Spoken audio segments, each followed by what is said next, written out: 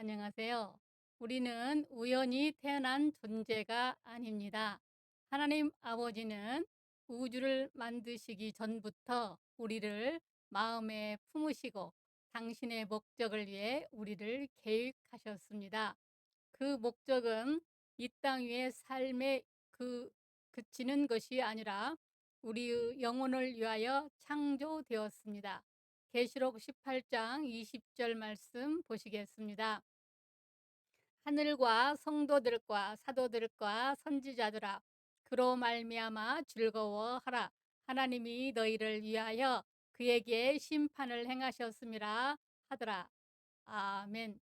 이 시간 우리의 구원을 기뻐하는 자들이라는 제목입니다. 세상에서 가장 어리석은 사람은 기뻐해야 할 사람이 기뻐할 줄 모르고 슬퍼하는 것입니다. 그런데 여러분이 기뻐한다면 무엇 때문에 기뻐하시겠습니까? 누가복음 10장을 보면 예수님께서 70인의 제자들에게 전도를 시켰는데 전도 여행에서 돌아온 제자들이 기쁨이 충만하였습니다. 누가복음 10장 17절에 70인이 기뻐하며 돌아와 이르되 주여 주의 이름이면 귀신들도 우리에게 항복하더이다. 이 얼마나 기쁜 일입니까? 그때 예수님은 내가 너희에게 뱀과 정갈을 밟으며 원수의 모든 능력을 제어할 권능을 주었으니 너희를 해칠 자가 결코 없으리라 하시면서 그러나 귀신들이 너희에게 항복하는 것으로 기뻐하지 말고 너희 이름이 하늘에 기록된 것으로 기뻐하라 하셨습니다. 이처럼 귀신이 나가는 것도 우리의 건강하고 형통하는 것도 다 기쁨입니다. 그러나 더 큰 기쁨은 우리가 죄에서 해방받아 하나님의 온전한 기쁘심이 되는 것입니다. 그것이 우리를 향하신 하나님의 목적이요 하나님의 종들의 사역의 목표이기도 합니다. 그래서 본문에도 바벨론의 심판을 놓고 내 부류의 대상에게 즐거워하라고 말씀합니다.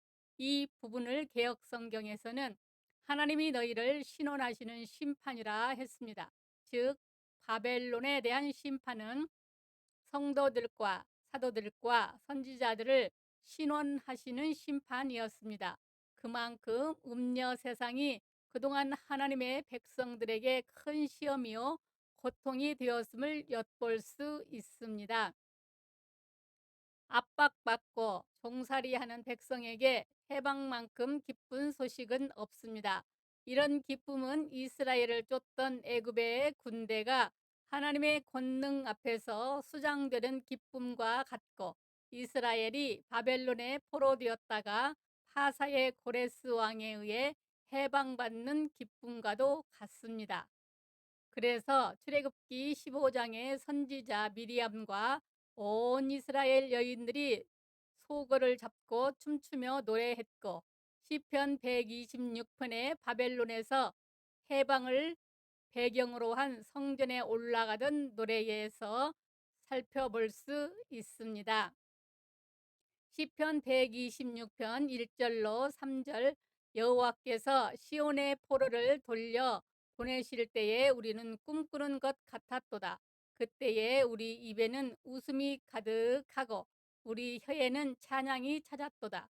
그때에 뭇 나라 가운데에서 말하기를 여호와께서 그들을 위하여 큰 일을 행하셨다 하였도다.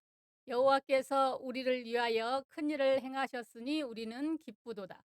여기에서 큰 일이 바로 계시록 18장 20절에 하나님께서 우리를 위해서 하신 은혜의 심판입니다.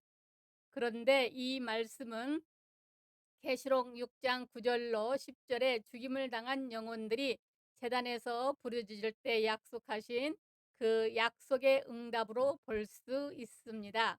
계시록 6장 9절로 11절에 다섯째 인을 떼실 때에 내가 보니 하나님의 말씀과 그들이 가진 증거로 말미암아 죽임을 당한 영혼들이 제단 아래에 있어 큰 소리로 불러 이르되 거룩하고 참되신 대주제여 땅에 거하는 자들을 심판하여 우리를 피를 갚아주지 아니하기를 어느 때까지 하시려 하나이까 하니 각각 그들에게 흰 두루마리를 주시며 이르되 아직 잠시 동안 쉬되 그들의 동무종들과 형제들도 자기처럼 죽임을 당하여 구수가 차기까지 하라 하시더라. 잠시 계시록 6장으로 돌아가 이 제단 아래 죽임을 당한 영혼들은 원수까지 사랑했고 하나님께서 이미 그들을 신원하셨으며 그들이 천국에 들어감으로 영생의 풍성함과 즉각적인 성화와 상급까지 경험했습니다. 더구나 원수도 사랑한 그들이 돌변하여 자신들의 원수를 갚아달라고 부르짖을 리 없기 때문입니다. 이 땅에서 계시록에 받은 대상, 즉 읽고 듣고 행하여 복받은 성도들, 그러니까 믿음으로 하나님의 나라를 영역 안에서 전투적 상황에 있는 지상의 성도들에게 주어진 말씀입니다. 즉 아직 지상에 있는 성도는 하나님의 나라의 영역 안에서 살긴 하지만 한편으로는 세상과 접해 살고 있어서 끊임없이 세상의 유혹을 받고 있고 우리를 압박하고 죄의 종으로 만들려는 악의 세력 가운데 처해 있습니다. 그래서 하나님의 제단에 엎드려 우리를 신원하여 달라고 부르짖는 것입니다. 바로 부르짖음의 응답이 하나님께서 세상에 대한 심판입니다. 그래서 성령이 임하심으로 우리들이 세상과 관계없고 세상도 우리와 관계없게 온전히 만들어 주십니다. 그래서 성령이 임하시면 성결의 옷으로 단장한 진정한 하나님의 사람으로 만들어 주시는 것입니다. 그러므로 은혜의 역사를 하나님의 신원이라고 표현할 수 있습니다. 그러므로 첫째, 우리의 구원을 천사들이 기쁨입니다. 20절 하나님과 성도들과 사도들과 선지자들아 그로 말미암아 즐거워하라. 여기서 맨 먼저 하늘에게 즐거워하라고 말씀합니다. 하늘은 일반 명사로 사람도 인칭 대명사도 아닌데 왜 맨 먼저 하늘에게 즐거워하라고 합니다. 성경에서 하늘은 하나님 혹은 천국을 암시하는 표현, 혹시 시적 표현으로 쓰였지만 천사를 의미하는 표현으로도 쓰였습니다. 누가복음 15장 7절에 하늘에서라는 문구가 바로 몇 절 뒤 10절에서는 하나님의 사자들 앞에라는 동어로 나타남으로 보아 이 표현은 천사들을 암시하는 표현으로 볼 수 있습니다. 우리가 세상에서 구원받고 하나님의 기쁨이 되는 것은 하나님의 기쁨이요 모든 천사들의 기쁨이라는 말씀입니다. 왜냐하면 천사들은 하나님의 부리는 영으로서 우리를 섬기는 일에 보내졌기 때문입니다. 천사의 일은 하나님의 나라의 복음을 전달하고 하나님의 명을 받들어 일거수일투족 택하신 자들을 돕는 것입니다. 그러므로 우리가 진리 안에서 순종하여 그들의 수고가 결심을 맺을 때 진정한 도움이 됩니다. 그래서 누가복음 15장 10절에 내가 너희에게 이르노니 이와 같이 죄인 한 사람이 회개하면 하나님의 사자들 앞에 기쁨이 되느니라 했습니다. 두 번째, 우리의 구원은 성도들의 기뻐함입니다. 성도란 예수 그리스도를 믿어 하나님의 자녀된 모든 구원받은 자를 가리킵니다. 그런데 여기 성도는 천상 성도와 함께 계시록에서 종종 성도들과 싸워 이긴다는 표현이 등장하는 것을 보아 지상의 성도들까지 포함한다고 봐야 합니다. 천상의 성도는 이미 이긴 자로서 악에게 질 이유가 없기 때문입니다. 즉, 이 땅에서 하나님의 은혜로 성도가 세상에서 온전히 탈출하면 이 땅의 성도는 물론 천상의 성도들에게도 큰 기쁨이 됩니다. 그러므로 우리에게 자부심을 심어 주었던 초대교회가 보여준 바로 그 성도의 모습이라는 말입니다. 그래서 요한3서 1장 4절에 내가 내 자녀들이 진리 안에서 행한다 함을 돕는 것보다 더 기쁜 일이 없도다 했습니다. 즉 이건 우리 자신들의 기쁨이기도 합니다. 베드로전서 1장 8절로 9절에 말할 수 없는 영광스러운 즐거움, 이런 진정한 구원의 기쁨을 체험하시기 바랍니다. 이 기쁨은 성령의 은혜로 거룩해진 자가 누리는 기쁨입니다. 우리의 구원을 사도들도 기뻐합니다. 사도란 기독교 교리에 초석을 놓은 사람들을 말합니다. 그런데 이들이 기뻐함은 이 모든 은혜가 진리 안에서 성취되었기 때문입니다. 즉, 이 땅에서 성도들이 성령받아 거룩해지는 것이 그들이 놓은 기독교의 근본 진리라는 것입니다. 사람들이 사도들의 원하는 것은 우리가 예수 믿어 칭의될 뿐 아니라 성령으로 더욱 거룩해지는 것입니다. 얼마나 많은 사람들이 천국 길을 가다가 잘못된 길로 들어가 방황합니까? 어떤 이는 가다가 서 있습니다. 믿는 것에 머물고 은혜받아 거룩해야 한다는 것을 자각하지 못합니다. 그러므로 은혜받아야 산다는 그런 갈망이 있어야 합니다. 오순절파에 성령 체험해야 받았다고 하니까 사람들이 목숨 바쳐 주님을 붙들었습니다. 교리상으로 문제가 있지만 결과적으로는 능력받는 성도들을 만들었습니다. 장로 교인들은 믿음으로 의롭다함을 받은 반듯한 교리에서는 섰지만 더 이상 나가려고 하지 않습니다. 성화에 대한 교리는 있지만 그 강조에 약합니다. 그래서 요한계시록이 필요합니다. 요한계시록은 우리를 성령받아 거룩함에 이르는 장성한 믿음까지 강조하고 있기 때문입니다. 그래서 계시록에서는 입만 열면 거룩, 성결, 성화를 강조합니다. 본문이 그렇게 말씀하기 때문입니다. 사도들이 교리에 초석을 세웠는데 잘못 가거나 주저앉고 있다면 그들이 기뻐할 리 없습니다. 갈라디아 교인들이 그랬습니다.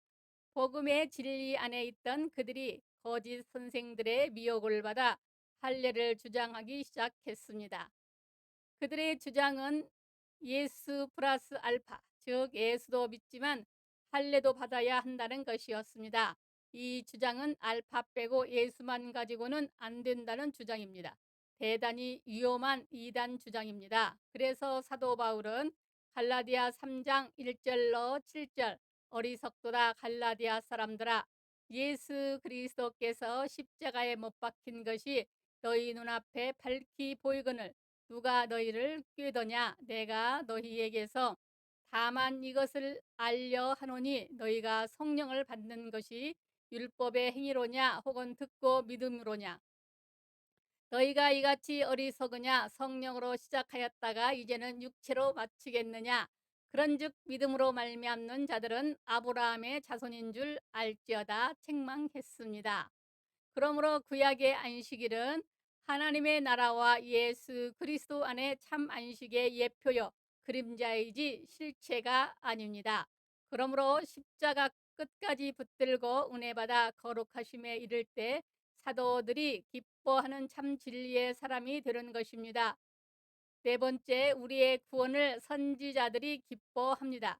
선지자의 역할은 진리를 개인에게 적용하는데 그 포인트가 있습니다. 그래서 하나님을 만나고 음성을 듣고 연구하고 가르치고 전달할 뿐 아니라 때로는 슬퍼하거나 책망합니다. 그러다가 믿음을 받고 순교당하기도 합니다. 선지자는 성령의 음성이요 성령의 마음이라고 할 수 있습니다. 이들이 기뻐한 것은 그들의 소망이 이루어졌기 때문입니다. 죄악길에서 떠나지 않을 때는 그들이 성령의 슬픔이었는데 이제 회개하여 성령의 기쁨이 되었다는 것은 참으로 귀한 일입니다. 어떤 일이 있어도 성령을 슬프게 하지 말아야 합니다.